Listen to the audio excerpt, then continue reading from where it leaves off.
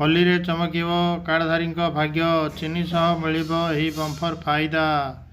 Ration card ହୋଲିରେ ration କାର୍ଡଧାରୀଙ୍କୁ good news. ଚାଉଳ ସହ ଚିନି ମିଳିବ ଏହି ଜବରଦସ୍ତ ଲାଭ। ସରକାର ରାସନ କାର୍ଡଧାରୀଙ୍କ ପାଇଁ ଏକ ଟ୍ରେଜେରୀ ଖୋଲିଛନ୍ତି, ଯାହାର ଉଦ୍ଦେଶ୍ୟ ହେଉଛି ଗରିବ ଲୋକଙ୍କୁ ସାହାଯ୍ୟ କରିବ। ଯଦି ଆପଣଙ୍କର ଏହି ରାସନ କାର୍ଡ ଅଛି, ତେବେ ବର୍ତ୍ତମାନ ଖୁସି ଖବର, କାରଣ ଅନେକ ଚମତ୍କାର ଯୋଜନା ସରକାରଙ୍କ ଦ୍ୱାରା ପରିଚାଳିତ ହେଉଛି, ଯାହାର ଲାଭ ବାବଦରେ ଶୁଣିଲେ ଖୁସିରେ ଝୁମି ଉଠିବେ ଆପଣ। ଯଦି ଆପଣଙ୍କର ଅନ୍ତର୍ଦୟ କାର୍ଡ ଅଛି, ତେବେ ଆପଣଙ୍କ ପାଇଁ ଗୁଡ୍ ନ୍ୟୁଜ୍। ଅନ୍ତର୍ଦୟ କାର୍ଡରେ ସରକାର ଅନେକ ପ୍ରକାର ସୁବିଧା ଯୋଗାଇ ଦେଉଛନ୍ତି। ଏହାର ଲାଭ ଲୋକମାନଙ୍କ ପାଖରୁ ବହୁ ପରିମାଣରେ ପହଞ୍ଚୁଛି। କିଲୋଗ୍ରାମ ପିଛା ଚିନି 18 ଟଙ୍କା ହାରରେ ପହଞ୍ଚୁଛି।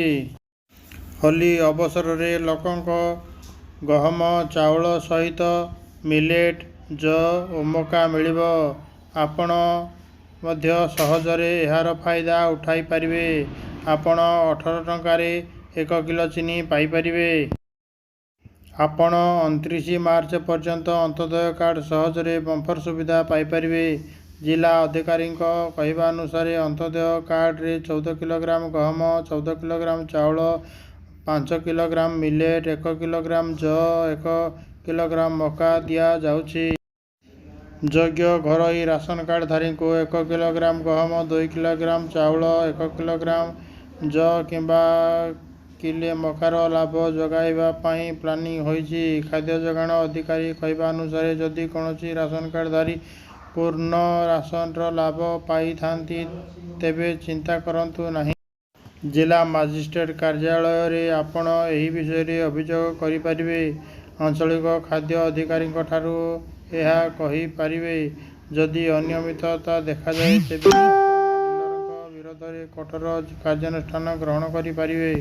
ଗରିବ ଲୋକଙ୍କୁ ଆରାମ ଦେବା ପାଇଁ କେନ୍ଦ୍ର ସରକାର ଓ ରାଜ୍ୟ ସରକାର ବହୁ ପରିମାଣର ରାସନ ବଣ୍ଟନ କରୁଛନ୍ତି। ମାଗଣା ରାସନ ଏବଂ କେନ୍ଦ୍ର ସରକାରଙ୍କ ଦ୍ୱାରା ବଣ୍ଟନ କରାଯାଉଛି, ଯାହାଦ୍ୱାରା ଲୋକଙ୍କ ଦ୍ୱାରା ସହଜ ହେଉଛି। ଦେଶରେ ପ୍ରାୟ 80 କୋଟି ଜନସଂଖ୍ୟା ମାଗଣା ରାସନର ଲାଭ ଉଠାଉଛନ୍ତି।